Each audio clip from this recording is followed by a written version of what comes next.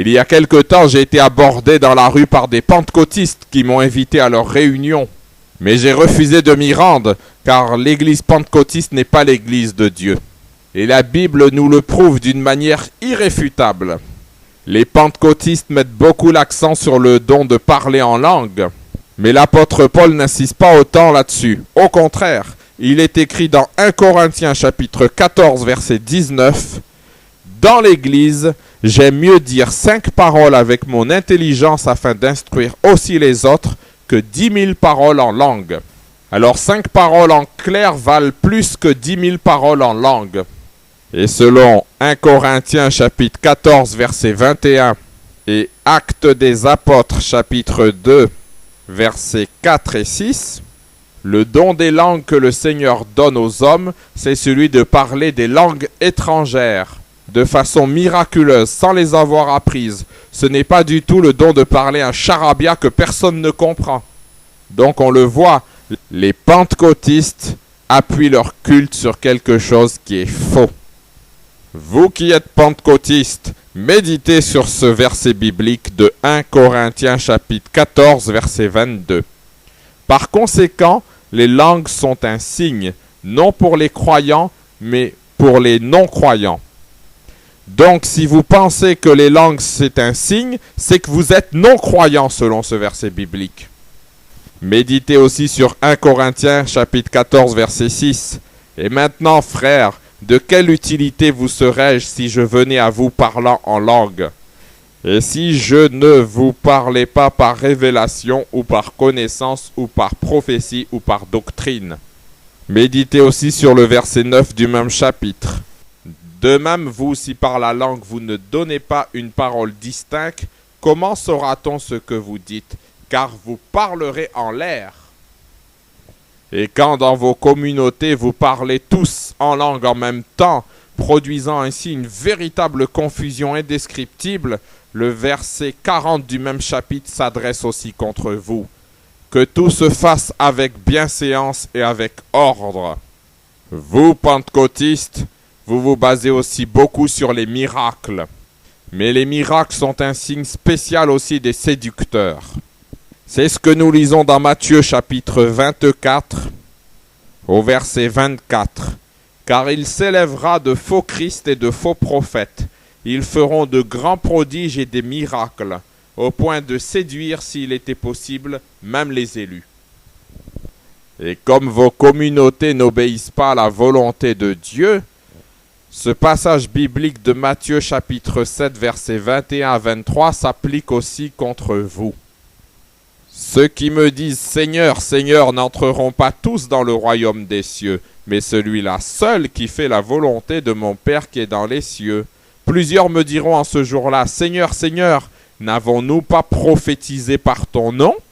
N'avons-nous pas chassé des démons par ton nom?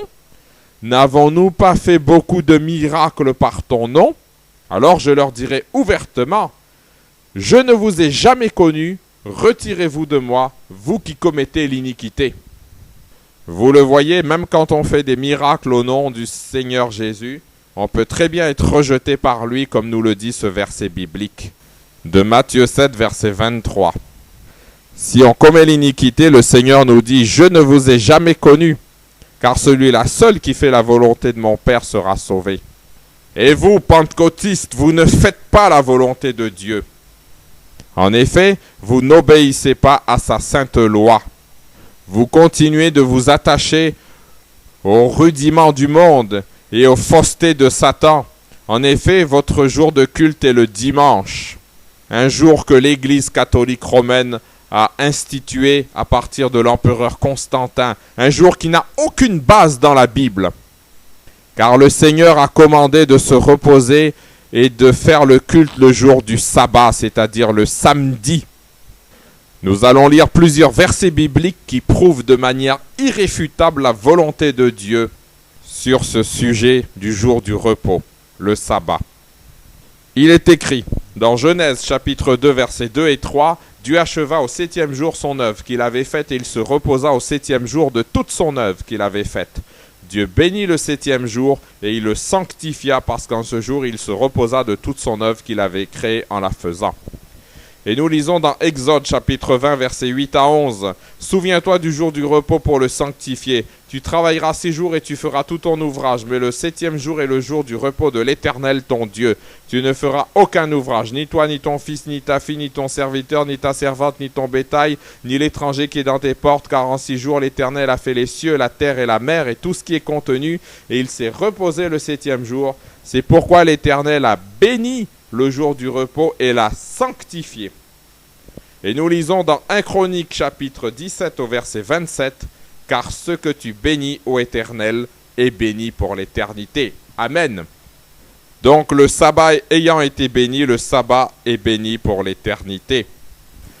Et quand vous dites que la loi a été abolie après la mort de Jésus sur la croix et qu'on n'est plus tenu de l'observer, vous mentez, c'est un mensonge, c'est une fausseté de l'ennemi. Et nous allons le prouver bibliquement.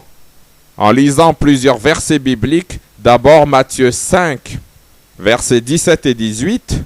« Ne croyez pas que je sois venu pour abolir la loi ou les prophètes. Je suis venu non pour abolir, mais pour accomplir. Car je vous le dis en vérité, tant que le ciel et la terre ne passeront point, il ne disparaîtra pas de la loi un seul iota ou un seul trait de lettre jusqu'à ce que tout soit arrivé. » Donc, comme le ciel et la terre sont toujours là, aucun trait de la loi n'a disparu jusqu'à présent. La loi n'a pas été abolie. Souvenez-vous maintenant de ce qui est écrit dans Romains chapitre 3 au verset 31. « Anéantissons-nous donc la loi par la foi? Loin de là, au contraire, nous confirmons la loi. » Méditez aussi sur ce que dit l'apôtre Paul dans 1 Corinthiens chapitre 7 verset 19. La circoncision n'est rien et l'incirconcision n'est rien, mais l'observation des commandements de Dieu est tout. Nous lisons aussi dans Romains chapitre 2 verset 13, « Ce ne sont pas en effet ceux qui écoutent la loi qui sont justes devant Dieu, mais ce sont ceux qui la mettent en pratique qui seront justifiés. » Alors une question, a-t-on le droit de voler? A-t-on le droit de tuer quelqu'un? Certainement pas. Alors de même, on n'a pas le droit de transgresser le sabbat, parce que le Seigneur ne fait pas de distinction entre ces 10 commandements. Et de même que le principe de ne pas tuer ou de ne pas voler est toujours valable à notre époque, de même le principe du sabbat reste aussi valable. Le sacrifice de Christ sur la croix ne l'a pas aboli. Le Seigneur ne fait pas de distinction entre ces 10 commandements. C'est ce que nous lisons dans Jacques chapitre 2 verset 10. « Car quiconque observe toute la loi mais pêche contre un seul commandement devient coupable de tous. » Méditez aussi sur Jacques chapitre 2 verset 17. « Il en est ainsi de la foi, si elle n'a pas les œuvres, elle est morte en elle-même. » Alors ça ne sert à rien de dire « je crois au Seigneur Jésus » si en même temps on n'observe pas les principes qu'il nous a donnés dans ces 10 commandements. Notre foi n'est qu'un son creux qui résonne. Elle est morte en elle-même. C'est ce que nous lisons aussi dans Jacques chapitre 2 versets 19 et 20. « Tu crois bien qu'il y a un seul Dieu, tu fais bien. Les démons le croient aussi et ils tremblent. Veux-tu savoir, ô homme vain, que la foi sans les œuvres est inutile? » Alors sachez-le bien, pentecôtistes, vous n'avez pas l'amour de Dieu dans vos églises. L'amour de Dieu ne demeure pas dans vos personnes, selon ce qui est écrit. Nous lisons dans Jean chapitre 15 au verset 10, « Demeurez dans mon amour. Si vous gardez mes commandements, vous demeurerez dans mon amour. » Et dans Jean chapitre 14 verset 21, « Celui qui a mes commandements et qui les garde, c'est celui qui m'aime. Et celui qui m'aime sera aimé de mon Père. » Jean chapitre 14 verset 15 nous dit aussi, « Si vous m'aimez, gardez mes commandements. » Donc si vous aimez le Seigneur Jésus, vous garderez ses commandements, vous observerez aussi le sabbat. Selon ce qui est écrit dans 1 Jean chapitre 5 verset 3, « Car l'amour de Dieu consiste à garder ses commandements, et ses commandements ne sont pas pénibles. » Et méditez sur cette parole qui est écrite dans 1 Jean chapitre 2 verset 4, « Celui qui dit « Je l'ai connu » et qui ne garde pas ses commandements est un menteur, et la vérité n'est point en lui. » Alors si vos églises pentecôtistes prétendent être des églises du Christ, comme vos églises n'observent pas le sabbat, la vérité n'est point en vos églises. Le pentecôtisme est une tromperie de Satan dès lors. Car comme nous l'avons lu, quand l'amour de Dieu se trouve dans une communauté, elle observera ses commandements, et entre autres le sabbat. 1 Jean 5, verset 3 nous dit « Car l'amour de Dieu consiste à garder ses commandements, et ses commandements ne sont pas pénibles. Et ce n'est pas pénible d'observer le sabbat, car selon Jacques chapitre 2 au verset 12, « Parlez et agissez comme devant être jugés par une loi de liberté. » La loi est une liberté au contraire. Et la foi n'annule pas la loi, selon ce que nous avons lu déjà. Anéantissons-nous donc la loi par la foi? Loin de là, au contraire, nous confirmons la loi. Romains 3, verset 31. Méditez aussi sur ce qui est écrit dans Apocalypse chapitre 14 au verset 12. C'est ici la persévérance des saints qui gardent les commandements de Dieu et la foi de Jésus. Et cette persévérance des saints qui gardent les commandements de Dieu, on ne la trouve pas dans vos églises. Vos églises sont apostates et préfèrent suivre les inventions du pape en observant le dimanche plutôt que de suivre la parole de Dieu en gardant le sabbat. Vous êtes infidèles à Dieu sur beaucoup de choses. On va juste citer quelques exemples encore. 1 Pierre 3, versets 3 et 4. Par exemple, « Ayez non cette parure extérieure qui consiste dans les cheveux tressés, les ornements d'or ou les habits qu'on revêt, mais la parure intérieure est cachée dans le cœur, la pureté incorruptible d'un esprit doux et paisible qui est d'un grand prix devant Dieu. » Ces deux versets nous disent très clairement que les femmes ne doivent pas porter de bijoux. Pourtant, vos communautés sont pleines de femmes qui portent des bijoux. Pentecôtistes, vous vous confiez en vos pasteurs, mais ce passage de la parole de Dieu s'applique à eux. Nous lisons dans 2 Corinthiens chapitre 11, versets 13 à 15. « Ces hommes-là sont de faux apôtres, des ouvriers trompeurs, déguisés en apôtres de Christ. Et cela n'est pas étonnant, puisque Satan lui-même se déguise en ange de lumière. Il n'est donc pas étrange que ces ministres aussi se déguisent en ministres de justice. Leur fin sera selon leurs œuvres. Et quand vos pasteurs prêchent en criant, ou sont en transe, ou sont en train de parler en langue, en disant un charabia incompréhensible, ils sont semblables aux prophètes de Baal, dont nous pouvons lire l'histoire dans 1 Roi, chapitre 18, versets 26 à 28. Vos pasteurs ont été formés à prix d'argent dans des écoles de théologie, mais cela est aussi une violation de la volonté de Jésus, selon ce que nous pouvons lire dans Matthieu chapitre 10 au verset 8. Vous avez reçu gratuitement, donnez gratuitement. Donc les études payantes de théologie que vous faites sont ni bénies ni acceptées par Dieu. Et méditez à ce sujet aussi sur Actes chapitre 8, versets 18 à 23. Nous lisons entre autres le verset 20, « Que ton argent périsse avec toi, puisque tu as cru que le don de Dieu s'acquérait à prix d'argent.